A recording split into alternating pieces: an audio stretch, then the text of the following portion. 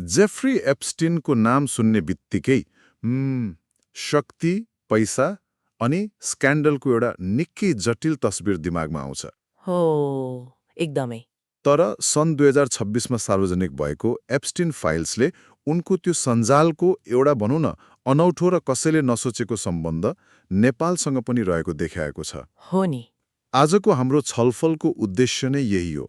यी हजारौं पानाका दस्तावेजहरू केलाएर हिमालयको देश नेपालको नाम यो विश्वव्यापी स्क्यान्डलको कथामा कसरी र कुन सन्दर्भमा आयो भनेर गहिरिएर बुझ्नु हो, र सुरुमा एउटा कुरा स्पष्ट पारिहालौँ, हाम्रो यो छलफलको उद्देश्य नेपालमा कुनै अपराधी खोज्ने वा कसैलाई दोषी देखाउने चाहिँ बिल्कुलै होइन। होइन, स्रोतले पनि त्यसो गर्दैन। बरु हाम्रो लक्ष्य भनेको एप्स्टिन जस्ता व्यक्तिको विश्वव्यापी सञ्जालको प्रकृति कस्तो थियो, त्यसको पहुँच कहाँ कहाँसम्म फैलिएको थियो, अनि नेपाल जस्तो देश त्यो जटिल जालोमा कसरी जोडिन पुग्यो। ठ्याक्कै त्यो कुराको विश्लेषण गर्नु हो। यो एक किसिमले भूमण्डलीकरणको त्यो अदृश्य र अन्ध्यारो पाटोको अध्ययन पनि हो भन्न मिल्छ। त्यसो भए यसलाई फुकाएर हेरौँ न त। धेरैलाई एप्स्टाइनको बारेमा थाहा होला, तर सन्दर्भको लागि छोटकरीमा भन्दा उनी एक अमेरिकी फाइनान्सियर थिए हो, जसको पहुँच राष्ट्रपति, राजपरिवार र विश्वका अर्बपतिहरूसम्म थियो। उनीसँग निजी जेट, क्यारेबियनमा निजी टापु, न्युयोर्कमा भव्य महल, शक्ति र विलासिताको प्रतीक नै थिए। तर त्यो सबै चमकदमक पछाडि हो, त्यो चमकदमक पछाडि उनले यौन तस्करीको एउटा निकै अन्ध्यारो सञ्जाल चलाइरहेका थिए। उनको शक्ति र पहुँचको सञ्जाल नै उनको सबैभन्दा ठूलो हतियार थियो क्या। उनले त्यही शक्तिशाली व्यक्तिहरूलाई आफ्नो पक्षमा राखेर वर्षौंसम्म आफूलाई कानुनी कारवाहीबाट जोगाइरहे। हो नि। अनि सन् 2019मा जेलमा उनको मृत्यु भएपछि उनको त्यो सञ्जालमा को थिए भन्ने रहस्यले संसारलाई नै कौतूहल बनायो। हो, र त्यही रहस्य खोल्ने चाबीको रूपमा यी एप्स्टाइन फाइल्स आए। यी फाइलहरू भनेको कुनै एउटा किताब होइन, बरु हजारौं पृष्ठका कानुनी दस्तावेजहरूको सङ्ग्रह हो, जसमा उनको निजी जेटको उडान विवरण, व्यक्तिगत इमेल, वित्तीय रेकर्ड अनि साक्षीहरूका बयानहरू समेत समावेश छन्। यहाँ एउटा अत्यन्त महत्त्वपूर्ण कुरा के छ भने स्रोतले नै स्पष्ट पारेको छ कि फाइलमा नाम हुनुको अर्थ सबैजना दोषी छन् वा अपराधमा संलग्न थिए भन्ने कदापि होइन। हो, त्यो बुझ्न जरुरी छ। कतिपय मानिसहरू उनको जेटमा यात्रा गरेका थिए, कतिले उनीसँग व्यापार गरेका थिए र कतिपयको नाम त साक्षीको रूपमा मात्र आएको छ। त्यसैले यसलाई अपराधको सूची भन्दा पनि एप्स्टाइनको पहुँच र प्रभाव कति गहिरो र फराकिलो थियो भन्ने कुराको नक्साको रूपमा हेर्नुपर्छ। हो, र नेपालसँग जोडिएका प्रसङ्गहरूलाई पनि यही दृष्टिकोणबाट हेर्नु सान्दर्भिक हुन्छ, होइन र? एकदमै। ठिक छ, अब विषयको सबभन्दा रोचक भागमा प्रवेश गरौँ। यी हजारौं पानाका दस्तावेजहरूमा नेपालको नाम 4 फरक र साँच्चै भन्दा अनौठा सन्दर्भहरूमा आएको छ। हिजो प्रसङ्ग त कुनै फिल्मको स्क्रिप्ट जस्तो सुनिन्छ, मुस्ताङका राजाको प्रसङ्ग हो। यो निकै चाखलाग्दो छ। यसले त्यो इलिट वर्गको मनोविज्ञानलाई पनि देखाउँछ। एकछिन है, म यो कुरा पचाउन खोज्दैछु। हयात होटल चेनका पूर्व अध्यक्ष अर्बपति थोमस प्रिट्जकरले एप्स्टाइनलाई एउटा इमेल पठाएको रहेछन्। त्यसमा उनले मुस्ताङका राजा आफ्नो साथी भएको उल्लेख गरेका छन्। तर स्रोतका अनुसार दस्तावेजमा कुन राजा भन्ने चाहिँ स्पष्ट छैन। त्यो बेलाका राजा जिग्मे पर्वल बिष्ट थिए वा अरू कोही, त्यो खुल्दैन। अनि सबैभन्दा महत्त्वपूर्ण कुरा सबैभन्दा महत्त्वपूर्ण कुरा उनीहरूमाथि कुनै पनि गलत कामको आरोप लगाइएको छैन। तर प्रश्न उठ्छ, किन एउटा अमेरिकी अर्बपतिले अर्कोलाई नेपालको एउटा सानो राज्यको राजाको कुरा किन गर्छ? यहाँ चाखलाग्दो कुरा नै यही हो नि। यो कुनै अपराधको प्रमाण होइन, बरु सम्बन्धको प्रयोग हो। स्रोतले यसलाई एक किसिमको सोशल करेन्सी अर्थात् सामाजिक मुद्राको रूपमा विश्लेषण गरेको छ। सोशल करेन्सी त्यो भनेको उनीहरूको सर्कलमा पैसा र शक्ति मात्र पर्याप्त हुँदैन। तपाईको पहुँच कति अनौठो र एक्जोटिक ठाउँसम्म छ भन्ने कुराले तपाईको हैसियत निर्धारण गर्छ। मेरो साथी त मुस्ताङको राजा हो भन्नुले उनीहरूको समूहमा एक किसिमको विशेष हैसियत बनाउँथ्यो क्या। मतलब उनीहरूको लागि नेपालको ऐतिहासिक महत्त्व भन्दा पनि त्यसको एक्जोटिक र रहस्यमयी छवि बढी मूल्यवान थियो। ठ्याक्कै, जसलाई उनीहरूले आफ्नो सर्कलमा देखाउन सक्थे। यो त कुनै दुर्लभ वस्तु सङ्कलन गरे जस्तै भयो, तर यहाँ वस्तुको सट्टा मान्छे र उसको पदवी भयो। हो नि, यसले देखाउँछ कि कसरी नेपालको एउटा दुर्गम ऐतिहासिक राज्यको राजाको नाम समेत यी शक्तिशाली मानिसहरूको सर्कलमा धाक लगाउन र आफ्नो विश्वव्यापी पहुँच देखाउन प्रयोग गरिन्थ्यो। प्रभाव देखाउने हतियार जस्तो। हो, यो उनीहरूको प्रभाव र पहुँच सामान्य मानिसको भन्दा फरक र विशिष्ट छ भन्ने देखाउने एउटा हतियार थियो। त्यो इमेलको उद्देश्य सायद कुनै व्यापारिक सम्झौता थियो होला, तर त्यसलाई बलियो बनाउन यस्तो सम्बन्धको अवला दिइयो। यो त भयो प्रतीकात्मक सम्बन्धको कुरा, तर स्रोतले त नेपालसँग ठोस आर्थिक सम्बन्ध पनि देखाउँछ, र त्यो पनि एकदमै अप्रत्याशित ठाउँमा, कला र शिल्पको दुनियाँमा। हो, दोस्रो प्रसङ्ग तिब्बती गलैँचाको व्यापारसँग सम्बन्धित छ। यो पहिलो नजरमा सामान्य लाग्न सक्छ, तर यसको विवरणले यसलाई अर्थपूर्ण बनाउँछ। एप्स्टाइनको वित्तीय रेकर्डमा नेपालमा बनेका उच्च स्तरका हातले बुनेका तिब्बती गलैँचाहरूको खरिदबारे उल्लेख छ। उनले न्युयोर्कका एक व्यापारी मार्फत यसका लागि $51,000 भन्दा बढी खर्च गरेका थिए। त्यो समयको $51,000 भनेको आजको मूल्यमा निकै ठूलो रकम हो। हो नि, सामान्य गलैँचाको लागि यति खर्च गरिँदैन। र यो केवल एउटा सामान्य खरिद मात्र थिएन होला। थिएन। स्रोतले उल्लेख गरे अनुसार इमेलहरूमा तेन्जिङ नामका एक नेपाली प्रतिनिधिसँग भेटघाटको कुरा पनि देखिन्छ। यसले के देखाउँछ भने यो कारोबार केवल पसलमा गएर सामान किने जस्तो सतही थिएन। त्यहाँ एक किसिमको व्यक्तिगत सम्बन्ध वा डिलिङ समावेश थियो। हो। यसले एप्स्टिनको आर्थिक सञ्जाल र नेपाली कालीगढको सिप बीच एउटा प्रत्यक्ष सम्बन्ध स्थापना गर्छ।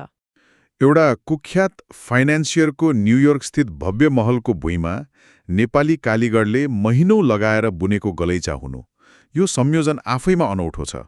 साँच्चै। यसले भूमण्डलीकरणको त्यो अदृश्य धागोलाई देखाउँछ जसले नितान्त फरक दुई संसारलाई जोड्छ। यदि हामी यसलाई ठूलो चित्रमा हेर्छौं भने यो एकातिर एक धनी व्यक्तिले विलासी सामान किन्नु जस्तो देखिन्छ। सामान्य कुरा। तर अर्कोतिर यो पनि उनको ब्रान्ड निर्माणको एउटा हिस्सा हो। उनी आफूलाई केवल पैसा भएको व्यक्ति मात्र होइन, कला र संस्कृतिको पारखी म्यान अफ टेस्टको रूपमा प्रस्तुत गर्न चाहन्थे। हिमालयको खाकबाट ल्याइएको दुर्लभ गलैँचाले उनको त्यो छविलाई बलियो बनाउँथ्यो। त्यसैले यो उनको सञ्जाल आर्थिक र व्यापारिक रूपमा कति टाढासम्म फैलिएको थियो भन्ने सङ्केत पनि हो। क्यारिबियनको निजी टापुदेखि नेपालमा गलैँचा बुन्ने ठाउँसम्म। हो। आर्थिक सम्बन्ध मात्र होइन, स्रोतले त झन् मानवीय सङ्कटको बेला पनि एप्स्टाइनको सञ्जाल कसरी सक्रिय भयो भनेर देखाउँछ। त्यो सन् 2015 को भूकम्प पछिको कुरा हो, विशेष गरी सन् 2015 को भूकम्पपछि। त्यो बेला नेपाललाई विश्वभरबाट सहयोगको ओइरो लागेको थियो र एप्स्टाइनको नाम पनि कतै न कतै त्यसमा जोडिन आइपुग्यो। हो, तेस्रो कनेक्सन परोपकारसँग सम्बन्धित छ।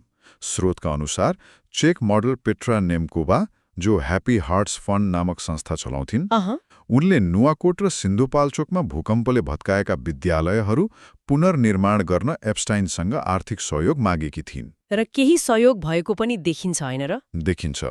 दस्तावेजहरूले देखाउँछन् कि सेकेन्ड रेस्पोन्स नामक संस्थाले नेपाल राहतका लागि $25,000 पाएको थियो, जुन एप्स्टाइनको सञ्जालसँग जोडिएको थियो। तर यहाँनिर एउटा गम्भीर प्रश्न उठ्छ। एकदमै महत्त्वपूर्ण प्रश्न।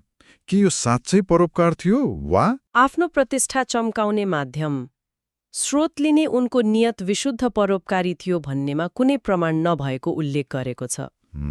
$25,000 एप्स्टाइन जस्तो अर्बपतिको लागि केही पनि होइन, तर त्यसले दिने प्रचार र गुडविल अमूल्य हुन्छ।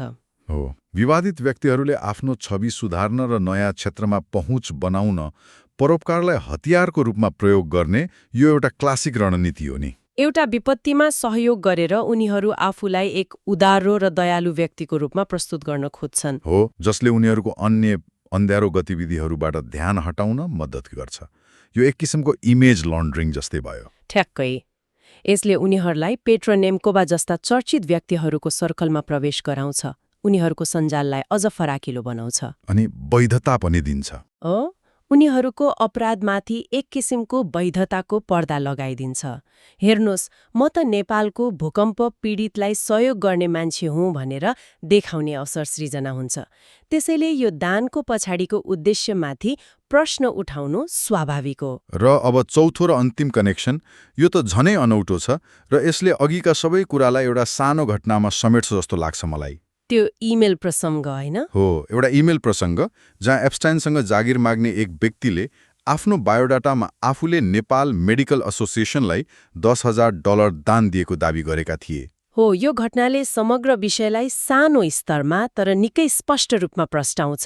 यो एक सानो तर अर्थपूर्ण विवरण हो। ती व्यक्तिले किन त्यसो गरे होलान्? सम्भवतः नेपालसँगको आफ्नो परोपकारी सम्बन्ध देखाएर एप्स्टाइनलाई प्रभावित पार्न खोजेका थिए। किन? उनलाई कसरी थाहा भयो कि एप्स्टाइनलाई नेपालको मेडिकल एसोसिएसनमा दिएको दानले प्रभावित पार्न सकिन्छ? के भने उनलाई थाहा थियो कि एप्स्टाइनको सर्कलमा अन्तर्राष्ट्रिय सम्बन्ध र परोपकारलाई महत्त्व दिइन्छ। त्यो उनीहरूको संसारमा बोलिने भाषा थियो। जागिर खानका लागि आफ्नो योग्यता देखाउनुको सट्टा म पनि तपाईहरू जस्तै ग्लोबल खेलाडी हुँ, मेरो पनि नेपाल जस्तो देशमा पहुँच छ भनेर देखाउनु खोजेको देखिन्छ। मतलब यस्ता कनेक्सनहरू सामाजिक र व्यावसायिक फाइदाका लागि मुद्राको रूपमा प्रयोग हुन्थे। हो, यसले फेरि त्यही कुरा पुष्टि गर्छ। त्यसो भए यो सबैको मतलब के हो त? हामीले 4वटा प्रसङ्ग हेर्यौं, मुस्ताङका राजा, तिब्बती गलैचा, भूकम्पपछिको सहयोगको अपिल र एउटा जागिरको आवेदनमा नेपालको नाम। यी सबै टुक्राहरूलाई जोडेर हेर्दा कस्तो तस्बिर बन्छ? फेरि एकपटक जोड्दिउँ, स्रोतले स्पष्ट पारेको छ कि यी उल्लेखहरूले नेपालमा कुनै अपराध भएको वा कुनै नेपाली व्यक्ति संलग्न भएको प्रमाणित गर्दैनन्। त्यो एकदमै महत्त्वपूर्ण कुरा हो।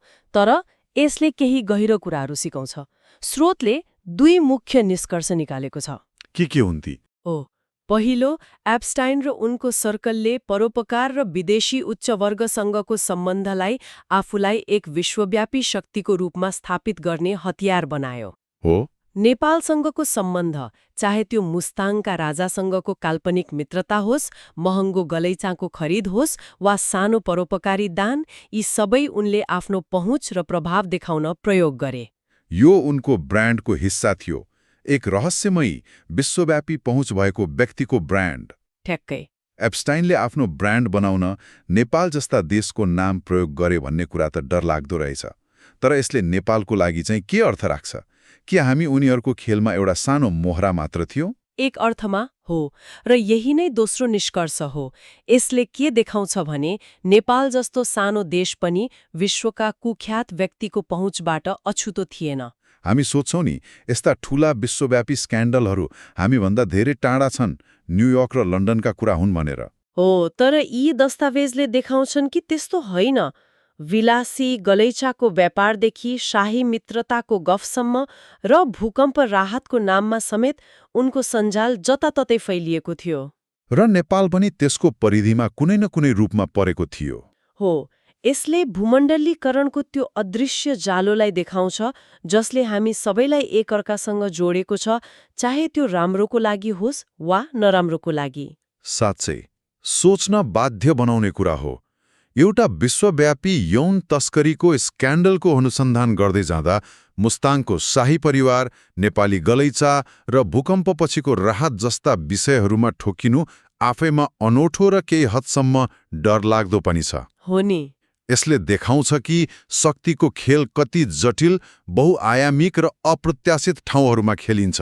हो, र यी स्रोतहरूले एउटा गहिरो प्रश्न सोच्न बाध्य बनाउँछन्, जुन हामीले आजको छलफलको अन्त्यमा विचार गर्न सक्छौं। के हो त्यो प्रश्न? जब शक्ति र पैसाको सञ्जाल यसरी विश्वव्यापी हुन्छ, के कुनै पनि ठाउँ वा सम्बन्ध साँच्चै निर्दोष रहन सक्छ? वा सानो परोपकारी चन्दामा पनि ठूला खेलाडीहरूको अदृश्य प्रभाव कतिसम्म लुकेको हुन सक्छ? यो कुराले हामीलाई विश्वव्यापी सम्बन्धहरूलाई फरक नजरले हेर्न प्रेरित गर्छ। सामान्य देखिने व्यापारिक वा सामाजिक सम्बन्धको पछाडि पनि शक्ति र प्रभावको एउटा ठूलो खेल चलिरहेको हुन सक्छ, जसको बारेमा हामी अनभिज्ञ हुन्छौं। हो, ठ्याक्कै। र यो प्रश्न नेपालको लागि मात्र होइन, विश्वका हरेक देशका लागि सान्दर्भिक छ। यसले हामीलाई सचेत गराउँछ कि भूमण्डलीकरणले अवसर मात्र होइन, यस्ता अदृश्य जोखिम र जटिलताहरू पनि ल्याउँछ, जहाँ स्थानीय कला, संस्कृति र विपत्ति समेत विश्वव्यापी शक्ति सङ्घर्षको हिस्सा बन्न सक्छन्।